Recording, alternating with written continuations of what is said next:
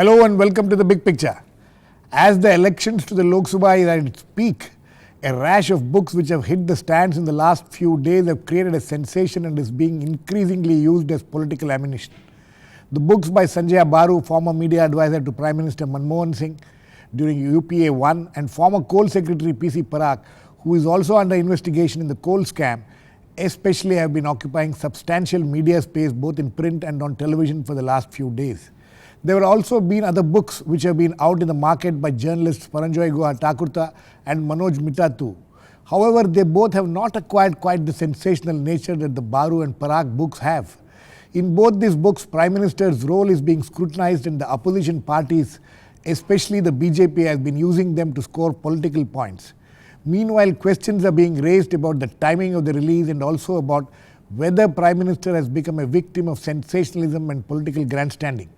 We will discuss all this today with TSR Subramanian, former Cabinet Secretary and also an author, Professor Zoya Hasan, political analyst, former professor at the JNU and also an author herself, Paranjoy Guha Thakurta, senior journalist and also an author of the latest book on gas wars, and Smita Gupta, associate editor at The Hindu.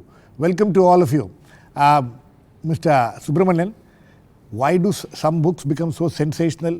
You also, your book was released a few months back. It is 2 months back. It has not acquired the same sensational nature, though you have also written about Prime Minister. I have also, and not in the most complimentary of terms. In fact, if anything, I have been a little more critical of the Prime Minister. But anyway, the question you are asking is the timing. My feeling is that in most situations, we look at the timing, we look at the messenger, we don't look at the content. And the message. Here, I think the message. So I think in both of these, we should look at the message. I don't know, I personally believe, I don't know Sanjay Baru well, and till about recently, I didn't know Parak at all. Yes. I don't know Sanjay Baru at all, Parak only a couple of months back. Right. Now, Parak has an impeccable reputation in the service, and he is not the kind of man who will pander to anything. So I would normally take whatever he says as at face value.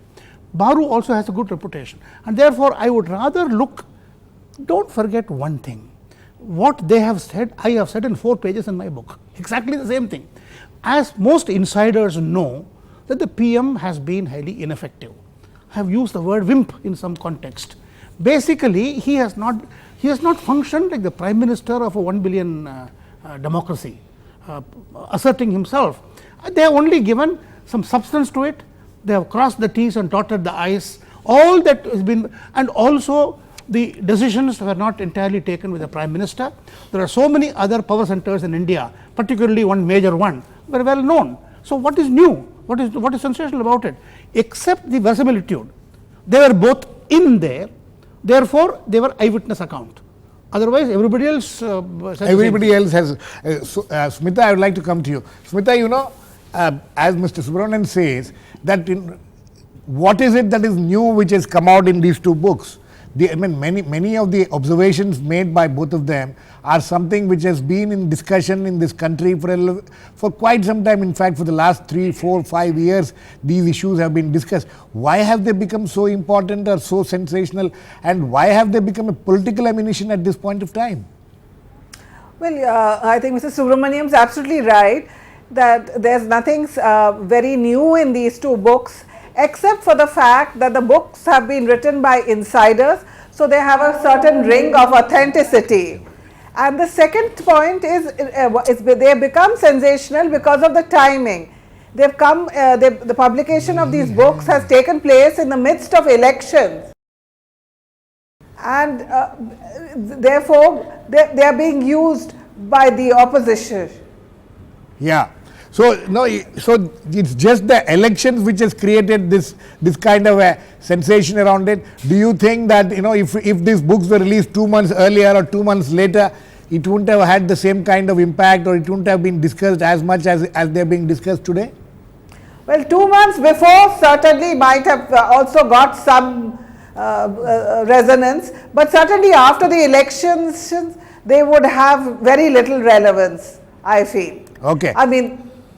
Okay, Paranjoy, your book is also out, and it will be out, I think, in tomorrow. Formally being launched tomorrow. That's it's right. also quite a a book which is quite quite बहुत controversial ज़्यादा from what I have seen. But you know, these two books gaining so much traction. What do you give? What do you attribute it to? As Mr. Subramanian said, these were insider views. Yes. That's very important. You had Dr. Baru, who'd been a part of the establishment. He was the media advisor to the Prime Minister. He is now talking. Now, I mean, we can discuss whether what he said, he should have said or should not have said, whether he's been ungrateful, whether he had a vested interest or not.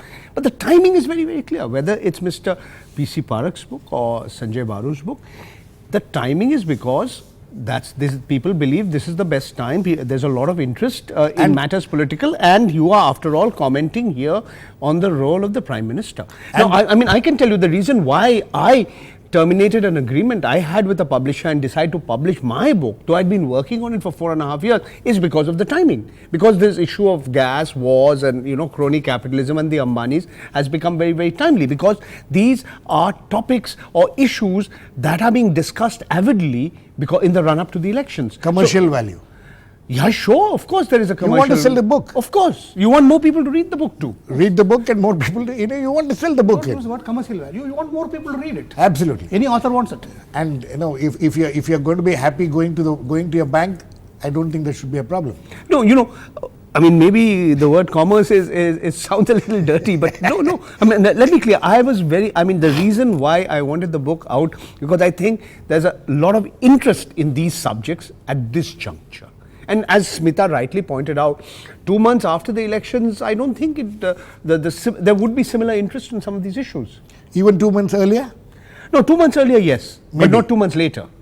Because you know, Mr. Subramanian's book is 3 months old. India Turning Point. India Turning Point. They have written strongly about And about 2 months old. 2 months old. 2 months old. 2 months but old. don't forget, it is selling fairly well. It is selling fairly well, but it has not acquired the kind of sensation which we are No, seeing. the reason is here is yes, the it's reason. a direct personal issue, you know, attacks on the Prime Minister. Right. Here you have a person who's been Prime Minister of India for 10 years, and here you have individual commenting on his specific actions. Right. Though Dr. Baru, to be fair to him, he said that Dr. Singh, the Prime Minister, on more than one occasion asked him not to share information which was to be kept strictly confidential. He said he has not done so. He said in his interviews that he's been, I mean, there's more things positive about the PM. Absolutely. But the media will always pick out the bad part of it. Right. And he said he has not contravened the provisions of the Official Secrets Act. And he's also said that he has not shared the contents of this book with Dr. Singh. And he has acknowledged that even though he was in two minds as to whether to bring out the book after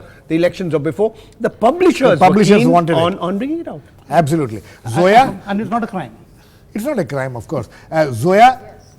Zoya, you have also been an author, you have also gone through this, probably some of these things, but you think that, you know, picking up on the Prime Minister, as Paranjoy was pointing out and as Sanjay Baru has pointed out in several of the interviews he has given in the last couple of days, this portion about the Prime Minister is just a very small part of the book, a very minuscule part of the book, but inevitably during these such times of, you know, election campaign on, it was inevitable that it was going to be used by the political opponents.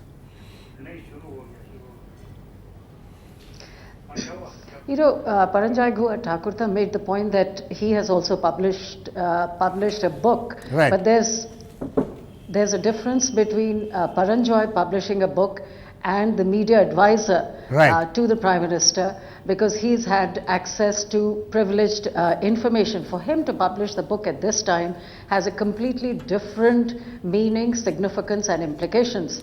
And secondly, Sanjay Baru has made the point that he was in two minds of whether to publish the book or not, and it was the publisher's decision. But surely no publisher can insist on the timing of the book if the author is against it. And surely Sanjay could have exercised some judgment about whether he should be publishing it at this time, because I think in this case, it is not so much the contents, but clearly the timing, and the timing is a political timing, bang in the middle of the elections. It was intended to have an impact, and indeed it has had some political impact, because it has been the issues that Sanjay Baru has raised have been really taken up by the BJP and the opposition to criticize the Prime Minister, because let us not forget that the BJP had issued a charge sheet even before their manifesto, in which the first charge that they had raised against the UPA government was that they had diminished the office of the Prime Minister. So this book has come in very handy for the BJP to mount a more serious attack on what might have been well known, but the fact that the media advisor who did have access to information and what was going on were to say it is different. And I think there is another issue which I would like to raise, that there is so much focus on what this means on the two power centers and the Prime Minister's office and how that has been diminished. But I think what is not really being discussed is that yes, indeed there were two power centers, but the two power centers represent the party and the government. And this was and most parliamentary democracies, it's a party-based government in which the Prime Minister does consult with the party. Now here, of course, perhaps the process of consultation was different, because the Congress president was clearly more powerful than the Congress president. But I think they have to really, on balance, look at the relationship between the Congress president and the Prime Minister. And perhaps in many ways under UPA 1, that relationship worked very well. And what everybody seems to have forgotten in the middle of this controversy is that the left parties and the coordination committee of the left parties played a very important part in holding this arrangement together. Absolutely. But Zoya, so are you trying to say that Sanjay Baru has virtually played into the hands of the opposition by releasing this book at this point of time? Well, I wouldn't, that is not really for me to comment on. That I think it's best for him and whatever his associates and publishers. But clearly, in this case, as has been pointed out by our panelists, it's all about timing. As was just said by one panelist, the contents are well known. There's been so much discussion about two power centers and how the Prime Minister was subservient to the Congress president. The point is that this book is published 3 days after the beginning of the elections. I think it is that it's that context which has made the so-called revelations explosive. Explosive. Okay. Yes, Mr. Subramanian. I have two points, two comments on that. I mean, yes, timing is important, but I don't see anything ethically, morally, or legally wrong in somebody choosing the best time to release it, and therefore I don't think we should make too much of it. I think we should really go to the contents everywhere and to the message rather than that. Message is concerned, we talked about the power centers, two power centers. Yes, it was well known. But don't forget that we have a certain constitution here. We have not become a presidential system where different things operate. We also have an oath of office, and the oath of office is very, very clear. It says that every Prime Minister, every minister takes the oath that he shall not share anything with anybody else. The book says, the book apparently I have not read the book on it, I mean, I have to admit that, I have not read the book yet, but from whatever reports have appeared, it says that the last word or anything was Sonia Gandhi, was the Congress party president. We have no, well, it is one man's word against the other. The Congress party has denied it. What is it that you're trying to say? My point is different. My point is that in a democracy, appearances are important, sometimes as important as the content. So here you have the private secretary of the head of the party for 6 years, who has no substantive experience of defense or finance or the state government, the chief secretary, becomes the private secretary to the Prime Minister. And Sanjay Baru, rightly or wrongly, this is a statement, this is a factual statement, nearly every day he would meet the party chief. Now, clearly he is not going there to discuss the weather every day. Clearly something else. I think now, Mr. Subramanian is talking about Mr. Pulok Chatterjee. Anyway, no. I make a different point. I'm not talking about individuals. I'm sure he's a first-class person. I have nothing against him now. But the issue is not whether we know there are 2 power centers, there are 4 power. That's not the issue. We know it's a coalition. It's not the issues. Issue is the oath of office says that it's a factual question now, where not and the oath of office doesn't talk of files. It talk of no matter shall be discussed. Look at the wording of the oath of office. Absolutely. So I am now coming to the technical point. Right. Is there a violation of the oath of office? If you say oath is wrong, change the oath. Okay, in India we can do that also. Is there a violation of the oath is wrong? I'm sure nobody has any evidence Yet. about this thing. It's his word against against the word which is being given by the Congress party. Smita, my question to you is, are all these things happening because Prime Minister has become a soft target? Well, partially the Prime Minister has become a soft target, but I would like to point out that when the UPA came to power in 2004, they instituted this dual system of power, and all through these 10 years, virtually every Friday or at least once a week, the Congress core group, of which both the Prime Minister and Sonia Gandhi are members, used to meet. And they used to discuss on an informal basis, because the core group is not a formal it's not a formal mechanism. So there's this degree of discussion between the party and the government because of the nature of the victory in 2004. Now, it is of course very true that the party did influence many decisions. But then one could ask, how did the Prime Minister pass the Indo-US nuclear deal in the face of pretty strong resistance from within the party? Right. So it was for the Prime Minister to stand up and put his foot down if he really objected to any of the points made by the party. In any government, in any part of the world, there are pulls and pressures within the government and within the party, and it is for the Prime Minister to take the final decision. Let me just take you back to the NDA government. There was talk of the Indian cricket team going to Pakistan at a time when relations were difficult. Mr. Advani, as Deputy Prime Minister, didn't want the team to go. Right. But Mr. Vajpayee eventually overruled him and the team went.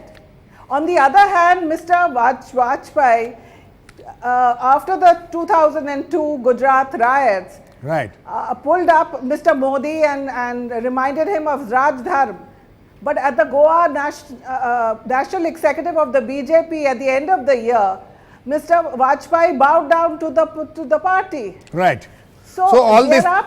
What I'm saying is there are pulls and pressures. Okay. This is not to say that this Prime Minister hasn't begun to look very weak in the last few years. Right. Paranjoy. To add to what Professor Zoya Hasan said, she's absolutely right. The book couldn't have been published if Dr. Baru hadn't given If the author had said, I don't want it. That's very clear. Yes. Second point is, to believe that given the time in which it was released, that it would not be used by the opposition to beat Dr. Manmohan Singh was naive. or the Congress party or whatever. So it's one thing for him to say that he's expended more time saying how good he was, what an honest man, but you look at the conclusion of the book in page 285, where he says clearly he was like Bhishma. And when Draupadi asked him, what were you doing when I was being, I was being disrobed? What were you doing? So he also paints the Prime Minister out to be a helpless man. Correct. And not only that, you always, and what was also almost inevitable, he says, I am amused, but that he would be attacked. That he did this out of a sense of personal pique. That he wanted, just before the 2009 election, he left the PMO. He took up an assignment in Singapore. Then, Manmohan Singh apparently wanted him back, but the party didn't want him. Then Dr. Manmohan Singh wanted him to appoint him in Yojana Bhavan as a member of the Planning Commission. Again, the party didn't back. Now, all this is in the book itself. Right. So, how much of it was out of a sense of a person here recording history, And how much of it is just good titillating gossip, who said whom, who didn't like whom, whose face, and really stuff which is your word against mine. Absolutely. But no, this is really, and I have only read the extracts which are published. I've just got the book. I haven't read it in detail. People will judge whether how historically significant what he's written is about power structures, the working of the two UPA governments, how much of it is gossip, how much of it is written by an allegedly, a person who's aggrieved, who wants to, literally bite the hand that fed him, etc., etc. I mean, I think we have to read this book in great detail. No, but Paranjoy, it's very interesting. The reactions from the PMO, the Congress party, these are very interesting reactions. The PMO has dubbed it as a figment of imagination. The Congress also is saying it's a figment. Fiction, figment of which all kinds of Strong things. words. Very strong words greed are being used. And the latest is Mr. Digvijay Singh saying that both Sanjay Baru's book and PC Parak's book are sponsored by Modi. These are the kinds I find a little yes, difficult these are to kind the of, latest. take. So these are the kind of things which are coming out. So obviously these books are going to become more than just what the contents of the book, more than the contents of the book. The idea behind the book, what has happened behind the book is becoming more important. Yeah. Huh? Yeah, sure. Absolutely. I can speak for myself. Yes. I'm sure nobody is going to tell me that my book has been sponsored by Mr. Modi, because I've been critical of the Gujarat government also, and not just the Congress government. Zoya, so you think that Sanjay Baru or Mr. Parak, now not much is being spoken about Mr. Parak's book, though there have been certain stories, and I'm sure in the next 24 hours that also will become a major issue. But my question is that as Indians, we are not used to officials coming out with their memoirs in such short period, or during the time of a particular government in which they have worked. Is this something which we as Indians are not used to, and because of which we get all these things get so sensationalized? No, that's not true. I mean, any number of memoirs have been published. Bureaucrats, Mr. Subramanian himself has written about his experiences in government. So many secretaries who retired from the government have written about it, and so on. So it's not true that that we do not have a tradition of memoirs. Here, I think the issue simply is the timing, the publication of the book at this particular point, and now for Sanjay to say that the book is really principally an appreciation of the Prime Minister, and if that was his intention, then surely the book could have waited for a month, and if this book had been published, let us say in the month of May or June, then the discussion indeed would have been perhaps in the way in which Sanjay would have wanted it, which is an overall assessment of the Prime Minister, assuming that the Congress party might well lose this election, and then people would discuss it. But I think here the point is that let us not forget that there has been a whole campaign by the BJP over the past 10 years against the Congress and against Sonia Gandhi in particular, for undermining the authority of the Prime Minister. So when you have an insider account saying exactly that, and saying much more than that in fact, and supposedly providing evidence, but I think as Paranjoy, or perhaps you rightly pointed out, we really don't know, and I have not read the book, the quality of evidence. In fact, I did come across a comment that Sanjay has made, which is with regard to files going from the Prime Minister's office to Sonia Gandhi. He did, I think, make a clarification that of course I was not witness to it, but supposedly that is his impression. Right. So I think that is really the issue under discussion.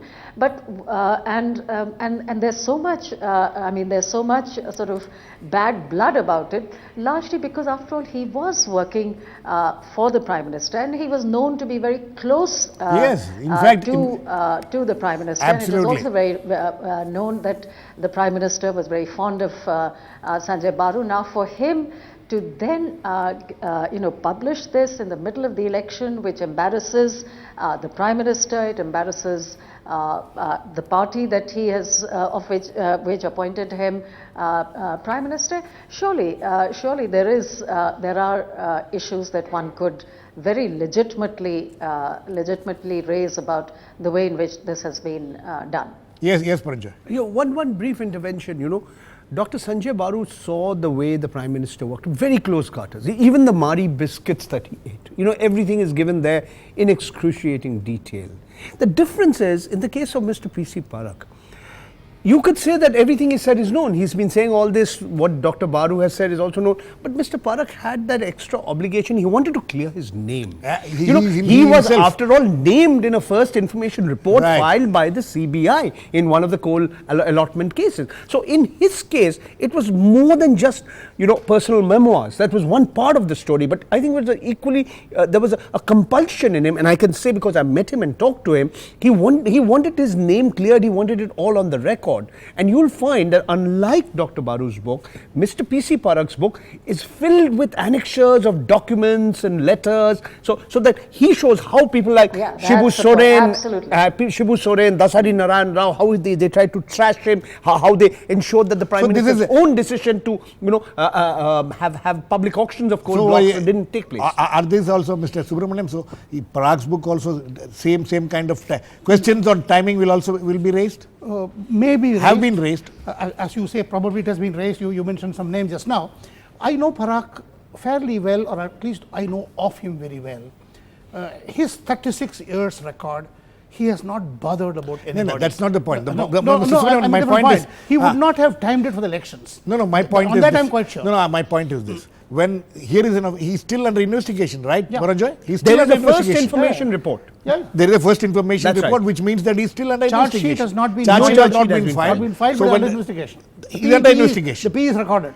It's recorded. It's under investigation. Now the morality of it, the ethics of it, of a person who is under investigation to come out with a book like this, you don't think there's a problem there? He has got every right under the sun. He has got every moral right. He is not talking. Once the charge sheet is issued, the matter is under trial, then the matter is sub judice. Yes. Till that point, he has got as much right as anybody else. As any individual. And I fully agree with him. Paranjoy? He has got every right to come out to the open. You have no problem with the ethical dimensions of this. Girish, could I... yes, Zoya, very quickly. Yes, Zoya? Girish, could I make a... I think there is no one is questioning the right of anyone, including insiders, secretaries or media advisors to write a book. I think the issue really is the politics of timing of this book. That is the point, and particularly with regard to the media advisor, because of the kind of relationship that he had with the Prime Minister. I think to publish a book at this time, the Prime Minister can legitimately feel let down. He can feel let down. Okay. By one of his closest aides. Okay. Smita, very quick last words to you. How is it playing it out? How are all these things playing out in the Congress party?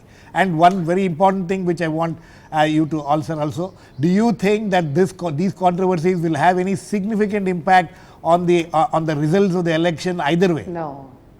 Well, number one, I think whatever the relationship between Mrs. Gandhi and the Prime Minister, I think the relationship between the Prime Minister and the party has not been particularly good in recent months, in recent years. So I can't see it damaging that relationship any further. Secondly, there is a strong anti-Congress mood, which is why these two books are getting the kind of play and resonance, and the reason why the BJP is able to use them. Because you mentioned Manoj Mitta's book as well. Absolutely. And Manoj Mitta's book is absolutely fantastic in the way it's documented, the way law was subverted in Gujarat. Right. But nobody is using that book against the BJP. Absolutely. So I think it's to do with the mood in the country right now. Mr. Subramanian, would you agree with that? I'm sure you're aware of Manoj Mitta's book, which also is a serious indictment of the Gujarat government. Indictment, and if I say so, my own book also has not had the kind of resonance. Yes. But let me just make this particular point. No, is it connected to the political atmosphere in the country? I don't think so. You don't think so? I think people, you see, they're all in public space. It's not domestic gossip which is coming out now. All these goings on affect the interest of 1.2 billion people. Okay. So they've got a right to talk about it. It is their choice when they want to talk about it. Very, very quickly, you think that it will have any impact electorally either way? I think it would. It will? It certainly wouldn't help the Prime Minister or the Congress party. Okay. I think on that note, we need to end. We're completely run out of time, but it's been an interesting discussion. These discussions, I'm sure, will continue for some more time. We will have to wait and watch what kind of an impact electorally it will have, but certainly it seems to have damaged reputations of quite a few people, including the authors, in the eyes of some people at least. Thanks to all my guests, Zoya, Hasan, Smita, Gupta, Paranjoy, Guha, Thakurta and Mr. TSR Subramanian. Please keep watching. We'll come back with another issue in the big picture same time tomorrow.